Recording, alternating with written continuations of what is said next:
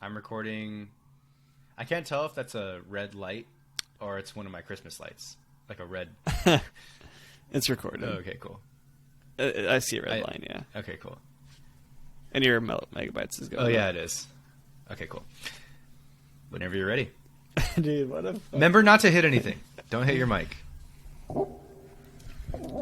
I can... well, we're not... This isn't... Yeah, we're good. Go ahead. We're good. You want to clap? Oh, yeah. 3, I know you're... 2, 1. All right, close enough. Cool. I can really... It is not a big deal, but I can really hear a lot of sirens. Are you safe? I live in the city, man. It's bound to happen. I'll never forget my first night at SDSU when I first moved in. All I could hear was just sirens everywhere. That freaked you out? A quiet... Just like quiet little boy from Orange County and grimy Sandy. Is SDSU not in a gray area, or is it... The immediate surrounding... I mean, as far as like... The immediate surrounding area isn't that nice, but... I mean, it's not like... I wouldn't call it dangerous by any means. It's just college. So, SDSU and UCSD are different schools. Yeah. Okay. How so? Which one's the better one? And then which one did you go to? On paper, I guess UCSD, because it's in the University of California system. But the only thing with University of California system, I made you say it. I just want to hear it. You know. Oh, yeah. The only thing with University of California systems, though, is that they're more emphasized on research, whereas state schools are more emphasized on practical skills. Yeah, fun fact. So I'm not knocking on anyone. California divided itself to 3 different levels for school at a certain point. This was a very conscious decision where there's a community college level, the Cal State level, and the university level. And the college level was, for associate degrees and like trades and stuff like that. And then the degrees were for the Cal States, and then the UCs are meant for research. Right, so if you're a UC, you are doing active research, or you're getting money from the government, meaning taxpayer money, to do research, which is interesting. Might play into the topics that we're going to be covering on this episode, actually. Funny enough, so yeah, both great colleges, though. Yeah, both great colleges. Anyway, wow, skip it up. Anything's possible. Number 10. That's right. Wow. That's right. Lucas, what a journey it was to get here. We are continuously plagued by audio issues, internet issues. I am hardwired across my house into my living room right now to the Ethernet cable, to the router, just to be able to record this podcast. And what a way we've come to get here. That's all I can say. Yeah. And I'm having hardware issues for whatever reason. I walked out of my room and walked back in again, and things appear to be working fine. So I think things will be good for this podcast, which I'm covering a very specific topic today, Matthew. And that topic has to do with a little console called the Sega Dreamcast. You want to hear about it? Oh. Daddy, break it down. All right. So for those of you that listened to our last episode, it was for Jet Set Radio, which was a very anticipated, awesome title for the Sega Dreamcast. The Sega Dreamcast, guys, what a story behind this console. I wanted to let our audience know. I think it's one of those things that's very often overlooked by especially the newer school gamers that kind of joined, post 2000, like GameCube, Game Boy Advance era of video gaming, which I would categorize you as. I'm not dunking on you or anything. Just when I got into it. Just when you got into it. I got into video gaming slightly earlier because, like I've said before, I have 2 older brothers that introduced me to stuff like the Dreamcast, like the Super Nintendo, and the Nintendo 64, etc. The Dreamcast is a home video, I don't know what we say, is or was a home video game console released by Sega in Japan, November 27th, 1998, and then released in North America famously on September 9th, 1999, 9/9/99. Great marketing there. It is considered to be part of the 6th generation of video game consoles, actually being released a year before in North America, a year before the PlayStation 2, 2 years before the Nintendo GameCube and the Xbox. The Dreamcast was Sega's final home console, marking the end of 18 years on the console market. And although the Dreamcast had a short lifespan and limited third-party support, it was praised by reviewers and considered a console to be ahead of its time. It contained games such as Crazy Taxi, Jet Set Radio, Phantasy Star Online, Shenmue, as well as numerous arcade ports. The Dreamcast was also the first console to include a built-in modular modem for internet support and online play. That's kind of crazy. Yeah, 1998. I mean, yeah, 98. It was made in 98, then released in 2000 in America. Is that right? 98 in Japan, 99 in America. God, that's insane. Yeah, it hit the holiday season in Japan, November 27, 98. But do we have any idea how many games actually utilize that? Like, there was Phantasy Star, right? That's the only one I'm familiar with. Yeah, they were trying to iterate they were trying to create a bunch of like online services. I'm going to go into it a little bit. One of them was actually led to its downfall, which I think is really interesting. But there was the ambition that Sega had because they knew that home consoles needed to go online, which I think is a very, very ambitious thing for them to do. Online gaming existed in the 90s, of course, but it was all on PCs. It was like Quake. And, there was Quake. It was like, LAN parties, although it's not online. But this is the era of like Counter-Strike 1, Quake, right, Half-Life, and those other things that were, Team Fortress, not Team Fortress 2. TF, not TF2, exactly. Yeah. I'm going to quote, there was actually a phenomenal article that's very informative written by Ben Lindbergh at The Ringer. Shout out Ben Lindbergh. I do miss Achievement Oriented, one of my favorite video game podcasts. Don't know why they don't keep making them, but Ben, if you're hearing this, please make more. So Ben actually opens up his article at a 20-year retrospective on the Dreamcast. So this article is already a little over a year old. Ben says that 20 years ago, Sega's last console launched in North America, inaugurating a new generation of video game hardware and a new era of internet-connected consoles.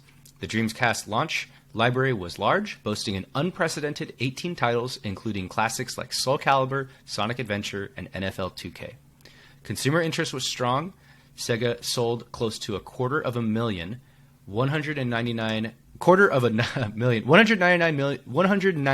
units and generated $100 million in hardware, $100 million in hardware and software sales on the Dreamcast debut date of 9/9/99, setting a Guinness World Record for most revenue generated in the entertainment industry in a span of 24 hours. This is with the release of the Sega Genesis. Sega Dreamcast. When the Dreamcast dropped, Sega set a record because they had so many pre-orders. The marketing was so good in North America for the launch of this console that people pre-ordered like crazy. It had a great launch library. Sonic, who was apparently more recognizable than Mickey Mouse in 1995. Bullshit. That's true. This is before the second era of Disney really started being a thing. This was like... this is in the 90s when Disney was just making like princess cartoon movies. Mickey Mouse wasn't as big as Sonic. Think about it. Sega made it halfway to 1 million systems sold within 2 weeks and passed the million mark in November, easily outstripping the successful PlayStation 1's pace 4 years earlier in 1995. Okay, to give you a little bit of context there. However, later on that fall, the affordably priced Dreamcast, in the fall of 1999, the affordably priced Dreamcast, which was only priced at $200, was the fastest selling, most powerful, and innovative video game console of all time.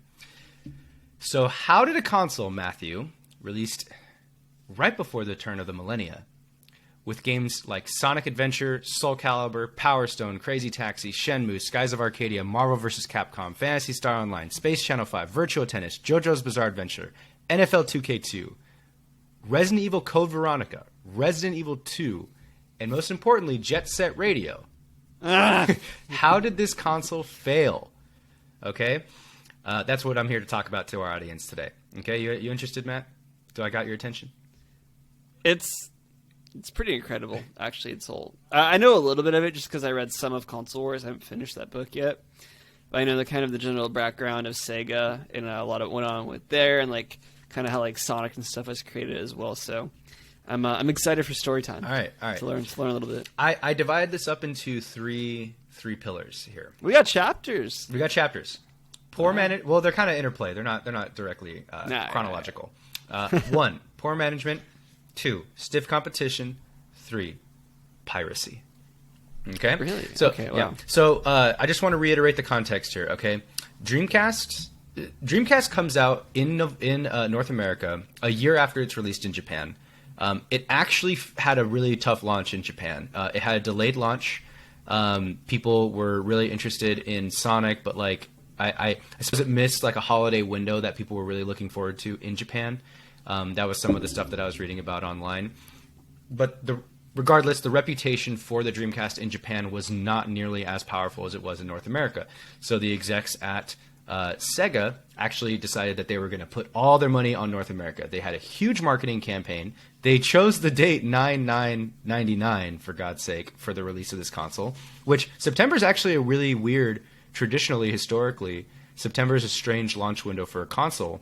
They were actually trying to, get ahead, get a clever marketable release date, and try and have it, really rocket it off into Christmas that year. This was 1 year before the PS2 released, October 26th, 2000. For context, the Xbox was released on November 15th, 2001, and the GameCube was released November 5th, 2001. So the Dreamcast actually was its direct competitor in the console war was actually the PS2. A lot of people are thinking, I think historically we believe that it was the GameCube, the Xbox, and the PlayStation 2 era, those three as the trifecta of consoles that all fought against each other. And they did after... But Dreamcast was right there too. Dreamcast was actually right before and directly competed with the PS2 before the Xbox and the GameCube actually stepped in.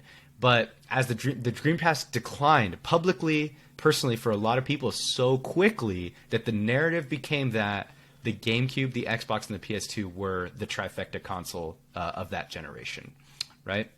So the Dreamcast releases just prior to the PS2 in North America.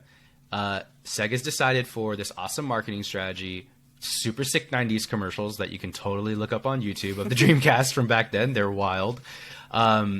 And it goes head-to-head with the PS2 a year later, which obviously the PS2 is a huge backing. It's Sony, right? Huge company, long-time company. A full year of hardware advances on the Dreamcast, and the PS2 has a huge library and a built-in DVD player. So Sega was kind of set up for failure within a year's time, which is a little scary. Yeah. So there were rumors of hardware additions coming to the Dreamcast through, various rumors and news that came out over the next year or so, including the Dreamcast having the ability to potentially have a DVD player attachment.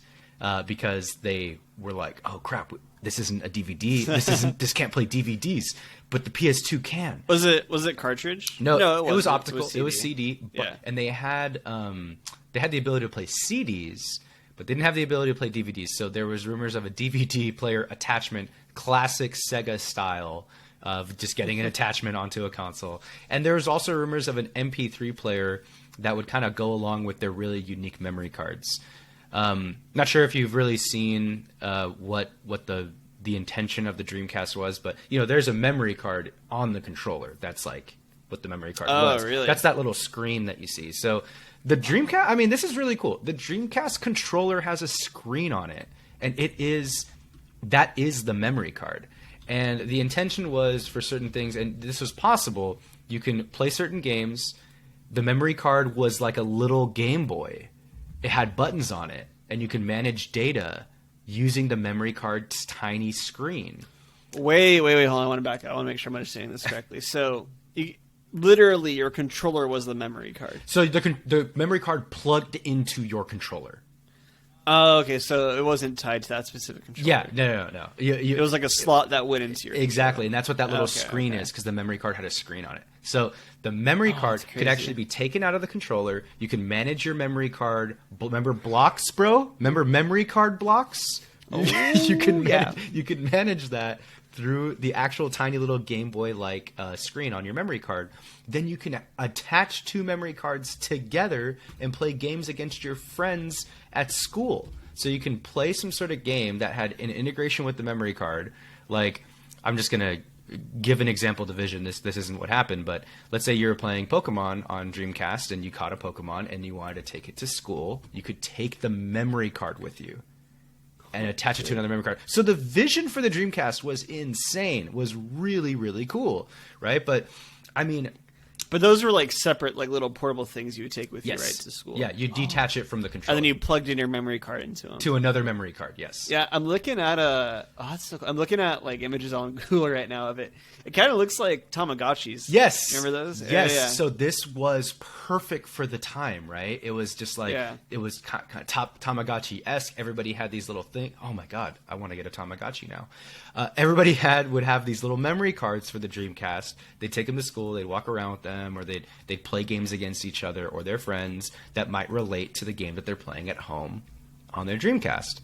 Not only that, the Dreamcast was going to have, Sega Network, Sega Arena. It was supposed to be a network where you'd connect your Dreamcast to and play games with your friends or, download content in a way. Yeah. There was even visions of like downloadable content back then for the Dreamcast. This is the late 90s. So the vision is there, right? That's crazy. But stiff competition enters the market, okay? Sony and the inevitable entrance of Microsoft into the video game space, Sega actually reduced their console price about a year later from its already low $200 to a mere $150, with the business decision to instead double down on video game first-party development. Okay? So their margins must have been so bad on them. Yeah, I know. It was... they were probably losing money on each console, I bet. They might have been. I mean, I think that those kinds of things are... held a little bit more closely to the chest, but I'm sure you could find plenty of stuff like that. But on the 150, the console eventually dropped down to $100. I'll just say that. So they were probably making zero just to get rid of the consoles. 100%. Now, the intent is Sega was still always really great at video game development. They had great first-party development. They had partnerships. They had studios. So they decided that they would double down on video game development. But here's where they messed up. This is my favorite part, okay? Are you ready? This is the fun part. Daddy. Okay. So it turns out the operating system that ran the Dreamcast was easily exploitable, thereby making the piracy super strong in regards to the Dreamcast games. But how would they get in there and pirate it? I'll show you. I'll tell you right now. I got all the details. You came prepared. The folks. Dreamcast included the ability to play a unique type of CD file format, which was called the MIL-CD. It was a multimedia function for optical discs that had full screen video, internet connectivity, and enhanced navigation menus, etc., etc. So it was basically like a CD. Like, let's say you really liked NSYNC, right? This is because it's the late 90s, it's the early 2000s. You really like NSYNC. They released an MIL CD that's playable only on the Dreamcast. And when you put the CD in, it's almost like a DVD, but it also has like interactive menus and it can connect to the internet through your Dreamcast. So it's like a really ambitious idea going in the complete wrong direction. So rather than trying to think of like streaming video or YouTube or going that, it's like, oh no, like we're going to put, it's almost like proto streaming in a way, because it's like, it was music paired with video and interactivity connecting to the internet. So it's like a, so because these consoles could connect to the internet so easily, because of that, they were able to easily upload. I'll get there. It's even cooler than that. Okay. So this MIL-CD format was actually the downfall of Sega.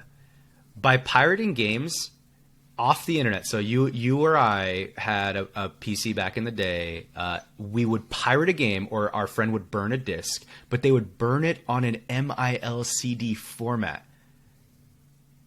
So is that like a specific file format made for Sega? For these specific types of like optical, for this specific purpose, I think it specifically was made for Dreamcast. And there was a thing called was a thing called a boot disc. So it was a disc that you'd put into the Dreamcast. You'd start up your Dreamcast, and the boot disk would bypass the first level of license check inside of the operating system for the Dreamcast. So the boot disk would say, hey, this is a game. This is a real game. Then you take out the boot disk, put in a pirated MIL CD formatted file, which was actually a video game, and then you'd put the Dreamcast back down again, and it would play. The boot disk would trick the operating system into thinking you were playing a licensed game. Then you would insert the pirated game, which was in the MIL CD format, and play your awesome pirated version of Jet Set Radio that little 4-year-old Lucas is having a good old time with, because it's awesome, and there's no way that this game's ideas, concepts, controls, reputations could possibly be thrashed, destroyed, or burned by your podcast host, Matt Rockavy, a solid 22 years later. There's no way. So the Dreamcast, coming out during a time when PCs were entering the home and piracy was beginning to rear its ugly head, Sega doubles down on content and video games for their home console during the era of LimeWire and illegal downloading and burning of discs. So as the Dreamcast sales were declining, the worst thing, what I would claim as the final nail in the coffin, okay? Bill Gates and The Rock show the first Xbox in a 2001 presentation. Fucking Rock. He's been killing it since 2002. Or 2001, whatever that was. It was in 2001. Bill Gates and The Rock on stage give a presentation showing the very first Xbox. And this presentation has entered meme status and in the video game mythos. And it went a little something like this. I'm going to quote it, okay? 2001, January. The Rock. He wasn't even Dwayne The Rock Johnson. He was just The Rock. It was just The Rock. He says, Bill Gates, you never cease to amaze The Rock. You're right today about the new Xbox. The new Xbox is everything The Rock is. Cutting edge, powerful, and exhilarating like The Rock. It will be the most electrifying thing coming out this year. And what The Rock is to sports entertainment and the WWF, the Xbox will be to the video game industry. A breakthrough and certainly an original. I'm excited to be part of it. If you can smell what The Rock is cooking. How can you beat that? You can't beat that. The And Dreamcast never stood a chance. This is like peak Rock wrestling career. Yeah.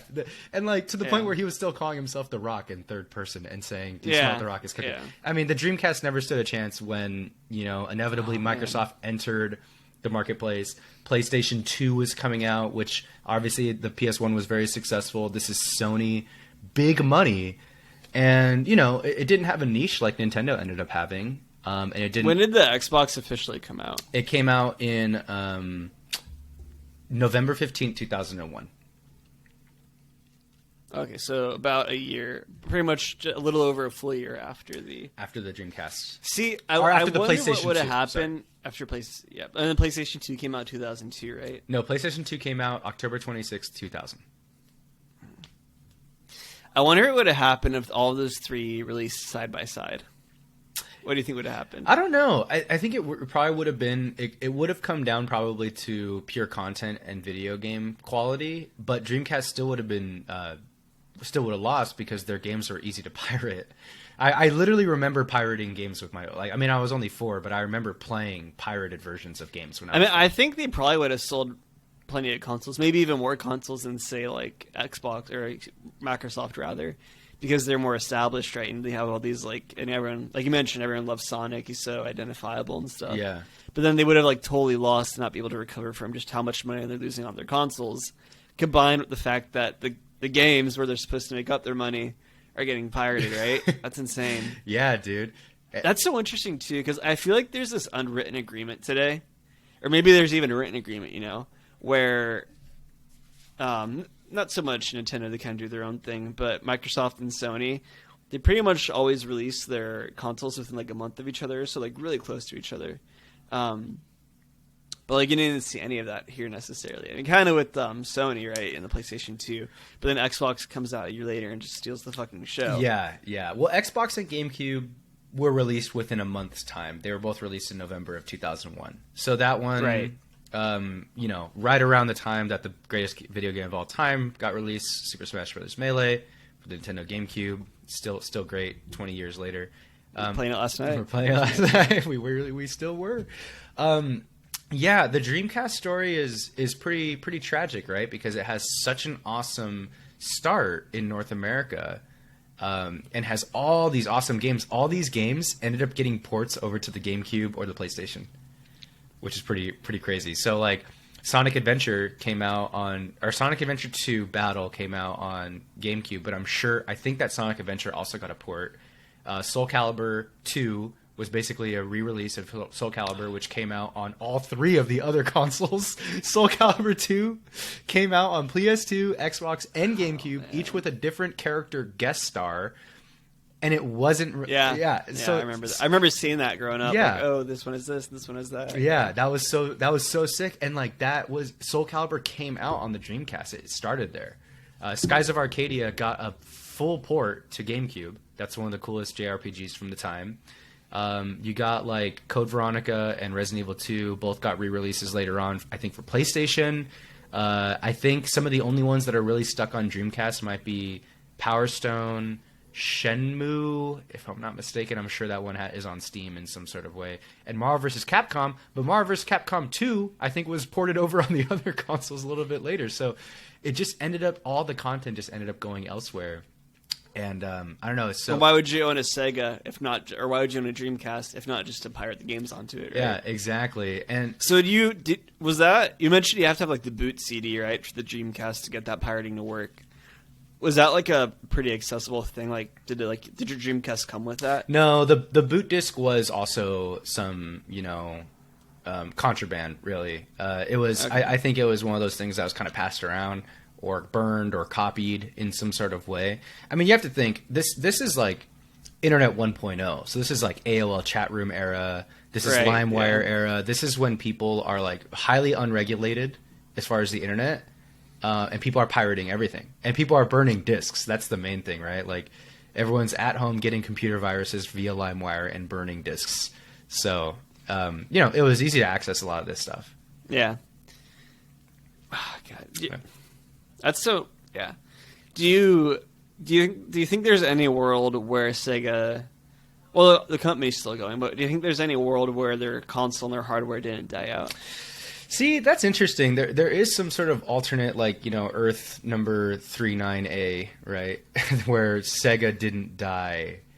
And I wonder what it looks like, right? I wonder if there's any sort of world peace or any big impacts.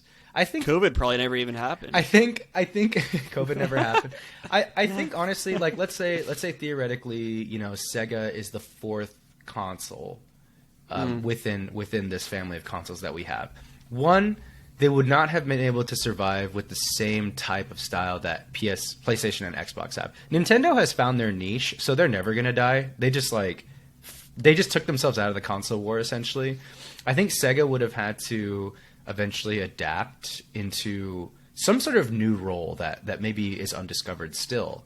But they wouldn't be able to be a multimedia machine. I mean, people bought a PS2 because it was a DVD player too. Yeah. So it's like, oh, why buy a Dreamcast? Let's spend an extra $100. We wanted to buy a DVD player anyway. Let's get a PS2. Fun story. I remember when I found out, because my first home game console was a PlayStation 2. I remember when I found out it was a DVD player as well. I thought that meant I could unlock some special game mode on my DVDs. You could play your DVDs. So I'd be like, I'm gonna play Harry Potter and the Sorcerer's Stone or Harry Potter and the Prisoner of Azkaban, and I'm like, what do you mean? I'm just getting the DVD. Is the bonus features? Is that the game? No. Oh. But those DVDs did have games on them sometimes. Do you remember that? Sometimes they did, yeah. There was my Goblet of Fire copy of Harry Potter did, I remember. Big Harry Potter fan here. Did you ever play, there was a Harry Potter and the Chamber of Secrets DVD that had a special features video game on it, but it was just... I think I did. It was like a video game where you were in Ron's flying car. I forget the name of the car, but whatever. But it was the car, and you were trying to dodge the Whomping Willow, and you basically, on your DVD remote, you would push left or right, and it was a 50-50 chance whether you would die. And that was the game. That was the video game. That was the DVD special feature. I love it. I love it.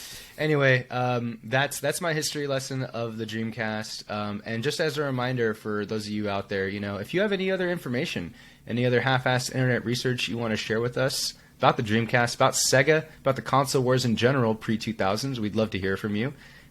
We are available via email at thanksforplayingpodcasts. That's thanksforplayingpodcasts with an S at gmail.com. Lucas doesn't know what he's talking about. Oh, did I say the wrong email? I said the wrong email. Our email is thanksforplayingpod@gmail.com. That's thanksforplayingpod, not podcast. Thanks for playing pod. Wait, what's the account? At gmail.com. And if you want to shoot us a message on Instagram or Twitter, you can find us at TFP Podcasts. I got it TFP mixed up. Podcasts with an S at the end. And we're on TikTok. Thanks for playing pod on TikTok. It is. Maybe we'll have a little feature on there this time. We haven't posted on there in a while. I combined the cool. two. I combined the two. You did, because it's TFP Podcasts, and then Thanks for playing pod. Yeah, okay. Okay. You're a little excited tonight. I get it. Yeah, It's fine. I know. I did a lot of research. I do want to say, I think there is a really interesting thing about like internet or multimedia historia. Even the idea that there was a file format for CDs that was a multimedia function specifically for the Dreamcast, and what they envisioned for it, I think is so interesting. The history of media and all the little avenues that we've gone down, people that either became millionaires or lost their shirts. I think it's so interesting to read about this kind of stuff. Yeah, and I think it's so. I love how. Well, I love and I hate that kind of part of the downfall of this system was piracy, right? And how it's such a prevalent thing even today still. Yeah, that's just so interesting how that led to downloading software and inadvertently led to the downfall of a hardware product. That's true. That's an interesting thing to think about. Because normally it's big companies or music labels losing music because people download their movies or whatever illegally. But no, you fucking destroyed... It's fucking Sega. Sega? a giant gaming conglomerate, not conglomerate, but company out of Japan. Do you remember, those commercials? You wouldn't download a car. You wouldn't. Right, yeah. Seg turns out to be the people that funded those commercials because they went bankrupt. Yeah, lobbyists going on. God, that's crazy. And hey, Lucas. Yeah. Thanks for sharing. No worries, man. As you pointed out at the beginning of this podcast, my gaming history basically starts with the Game Boy Advance, then goes to PlayStation 2. It was my first two consoles, so I know very little about Sega. The only Sega I've ever played was my cousins owned a Sega Genesis that I would occasionally play when I went to their house for the holidays. So that's interesting, and I think a lot of our audience is going to appreciate this one because we might. I think Sega's sadly probably a little bit forgotten on the console hardware side, so it's interesting. Yeah. Gosh, yeah, that's nutty. Lucas, what's up? Congratulations! You're starting a new job this week. Oh, thanks, man. Appreciate it. Yeah, I wanted to give you a little shout out. We don't have to go too personal. Okay. We don't have to get into the company name. We don't want people scouring you, searching you on LinkedIn. But I want to get your opinion because this is something you and I talk about quite a lot is corporate bro culture. And big fan. Big fan. What's your opinion on the current state of corporate culture in America? I think we're heading in the right direction culturally in regards to corporate work culture. But I think we're heading in the right direction, but I still think that there's a lot of negative, there's a lot of unhealthiness to it, and there's a lot of lack of thought and lack of fulfillment at the end of the day.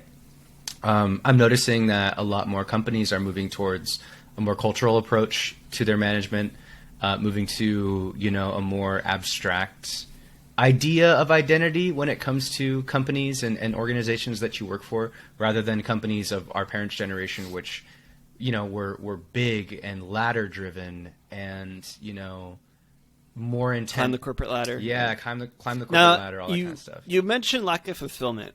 Yeah. Is that come from the company from not giving them a fulfilling role, or does that come from the person that enters a sales role where their main function is to make money? Yeah, I could actually go on a lot about this. I think that it's a cultural thing. It's a societal problem, I think, but it's perpetuated sometimes by the organizations that pay us to live, or pay us the money that we need to live. It used to be our parents' generation lived in a time where you worked in the same place where you grew up, and you knew all the people that you grew up with, lived in the same area, and that was it. But you find that a lot of younger people, I'd say people, Xer, maybe younger, older millennial and younger, 38 to younger for this current year. They're people that don't work in the same place where they grew up. You don't, I don't, right? No. And what happens is you have a lot of people that are, struggling with what their identity is while working in a place surrounded by other people who are doing the same thing. Because everybody is working, especially we're all remote now too. Everyone's trying to have the same cultural values, even though they're all in completely different places, raised by completely different people. I mean, my grandma or grandpa, they might have just worked at the factory in the town, and that was it. They didn't need to worry about anybody else's cultural norms. They all just shared the same cultural, societal, geographic norms. Right. But now everyone's is different. So there's a lack of identity within our new work culture that I think newer companies, the smart companies, are working on. But yeah. And how do you solve it? Do you give them snacks? Cold brew on tap? Ping pong table in the break room? It doesn't hurt. It doesn't hurt. I think as long as that type of mentality is not hollow, it's true and it's real and tangible and consistent, then there's nothing wrong with that. What makes it tangible? What's the difference of a company putting a ping pong table in a break room because they really do want to inspire a fun environment where you're encouraged to collaborate and things like that? What's the difference between that and then a company putting a ping pong table in the break room because they want to forget about how shitty your job is and want you to notice how fun, quote, fun the work environment is? Right. I'd say what's tangible and what isn't would probably be, there's a weekly ping pong table tournament. There's a weekly ping pong tournament at one place. At the other place with the ping pong table, it never gets used. It's just at all. there. It's just there. It's just there for show. So they encourage you to use their utilities and to express yourself. Yeah, and maybe the CEO plays in the tournament. Maybe the CFO's really good at ping pong. Maybe Division I champ. Yeah, maybe people care about it. Maybe people care about it just as much as they care about other things. And maybe they care about it as much as they care about their job. Yeah, and I know you. I mean, I know you say that as a little bit of a joke, but I think that's healthy in a way. I think I'm not kidding. Oh, yeah. Okay, good. Me neither. Yeah. If my company had a soccer league, I guarantee I'd care more about winning a soccer league than being number one on my numbers that quarter. Yeah, and that's a holistic approach to life, right? Because being good at soccer is not a flat thing. It's not. There's nothing wrong with that at all. Because ultimately, you're an individual that wants to be healthy, that wants to grasp at something and feel good. So winning at a soccer tournament, hey man, that makes you feel good, then you gotta pursue that, right? So yeah, if the company culture is doesn't view the individual as just somebody to help towards the goal, but somebody to help towards the goal and find out who they are and maybe even help them discover a little bit about themselves, that's good. And again, the smart companies in corporate America are currently doing this, I think. Yeah, the big ones, right? Yeah. Man, I kind of went off right there on the. No, that was quality. I asked you, Lucas, because I know you're human with words that wants to talk. I'm a person with things to say. You're a person that we value. I have feelings and opinions, and sometimes those opinions are interesting. I feel things. I read things. I watch things, and read books. That's how I want to be seen. You have a college degree. Smart guy. Yeah. Smart, maybe. Yeah. No, I wanted to bring it up. I feel like corporate culture is so interesting today, especially in today's remote culture, right? How do you make someone feel important when they don't have that ping pong table, right? And I mean that even let's say it's the most meaningful ping pong table, the best example we could use where it's actively encouraged to be used, or where they have kegs in the break room, right? Because they want you to use those kegs midday when you're having a bad day, right? Yeah. And now we don't have that. So what's the alternate solution, right? That's I think that's what the question a lot of companies are going to be navigating right now. Because especially these sales companies, I've interviewed at a few different, not recently, but when I was looking more actively for jobs a couple of years ago, I interviewed at a couple different sales companies and recruiting firms and stuff. And it's they all sell the same thing, right? Like this fun corporate culture, and some of them may mean it, some of them don't. I can't speak for the ones that haven't worked out, obviously. Where they sell like, this fun office environment that kind of maybe makes up for kind of some of the tedious stuff of the job. Because at the end of the day, like if you're in sales, you know what you're doing. It's sales is sales at the end of the day, or staffing is staffing, things like that. So I wonder, how are some of these companies picking up for it, you know? I can say my company's doing things like hosting fun little virtual events with like some pretty interesting people, and like virtual magic shows and things like that, cool. Which sounds cheesy, but it's fun. That's cool. And I appreciate it. So I'm wondering what some of these other companies are doing. Sorry, go ahead. Oh, I was just going to say, like, you know, there's perks like them giving their employees good work from home setups, right? Or like stipends maybe for internet, since you're having to do all your internet stuff at home now. I like that. I like that. My company's doing that now, actually, which I really appreciate. That's great. Internet stipend each check. Yeah, it's pretty cool. So I'm wondering, especially as we come out of the pandemic, right? You know, hopefully a year from today, things are pretty much fully back to normal, right, with the vaccines and everything.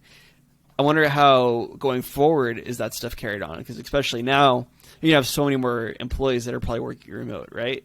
The hybrid office and what's the word I'm looking for? I go into the office twice a week, Monday. And Friday. The hybrid worker is going to be much more prominent. You know, like even like I like going into my office to see my employees that I work with, my coworkers, but I don't see myself going in more than 2 or 3 days a week now, because me neither. I like rolling out of my bed. Oh yeah, man, just working. And I think, you know, everybody from, you know, the entry level junior person to the CEO, they understand that completely, and that's the good part about where we're at now. I think culturally, and I really appreciate that. And to answer your question, like, how do you solve for the cultural gaps? It's fun. We're speaking so heavily on this. You know, we're such great corporate American leaders. I think if you want to solve those gaps, you know, I know how my generation would solve those gaps. And it's like a Discord channel and some video games, you know, twice a week. Yeah. You know, I can see those kinds of things getting normalized more. Like, oh, we got a work Discord, we got a league team, we play this other like those kinds of things could actually be like very tangible, very, very real in the next like 5 to 10 years, as people like me and you's generation start to enter the workforce more heavily, or like start getting into more leadership positions and set these policies. Yeah, dude, if me or you ran a traditional company, like a sales-based company, we sold X, we had Y margins. I mean, if you and me ran it, there would be a Melee setup in the office. Like, there would be video games there. You know what I mean? There would be cold brew. There would be beer, because me and you like cold brew, beer, and Melee. So it's like the thing, and honestly, I'd have a policy like, yo, you get promoted if you can beat my Marth.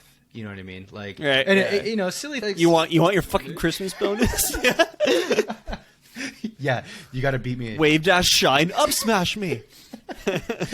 Oh man, yeah. I mean, and I think like we're heading in that direction. Truly heading in that direction.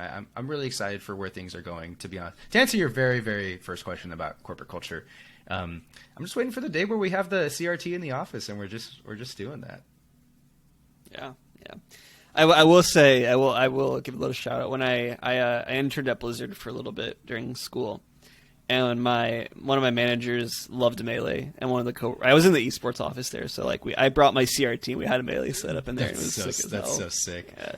Like take midday breaks to get bought by my coworkers because they were pretty good. What we gotta do is like, when we're in real big leadership positions anywhere, we gotta like do like inter-competitive industry. Like, I don't know. Let's say we're in the plastics industry. We sell plastic. I don't know. I just made that up. We gotta play Melee with the other guy that runs the other plastic company. We gotta beat him. Yo, we gotta crew battles with the other plastic company. We gotta get everybody in on it, dude. It's gonna be crazy.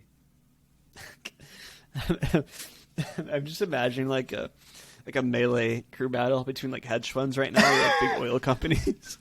That's what's gonna happen. Pharma companies. That's what's gonna happen. Dude. You see, hey, and on the blue team we got the Moderna crew facing off against Pfizer. Dude, that'd be sick. That'd be so awesome. Companies are gonna have league teams.